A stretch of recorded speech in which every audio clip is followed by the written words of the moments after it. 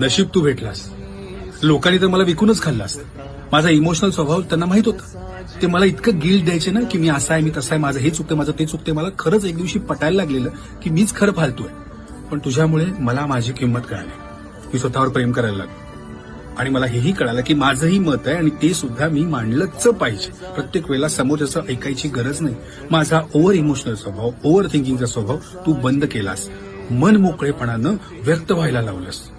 माझ्या मनातले कितीतरी गिल्ट्स तू घालवलेस.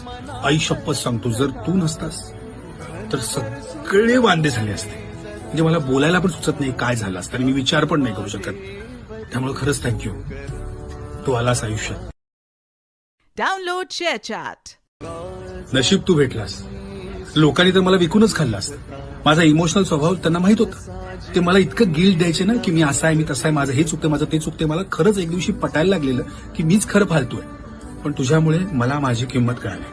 मी स्वतःवर प्रेम करायला लागलो आणि मला हेही कळालं की माझंही मत आहे आणि ते सुद्धा मी मांडलंच पाहिजे. प्रत्येक वेळेला समोरच्याचं ऐकायची गरज नाही. माझा ओव्हर इमोशनल स्वभाव, ओव्हर थिंकिंगचा स्वभाव तू बंद केलास. मन मोकळेपणानं व्यक्त व्हायला लावलंस. माझ्या मनातले कितीतरी गिल्ट्स तू घालवलेस. आई शपथ सांगतो, जर तू नसतास तर सगळे वांदे झाले असते. म्हणजे मला बोलायला पण सुचत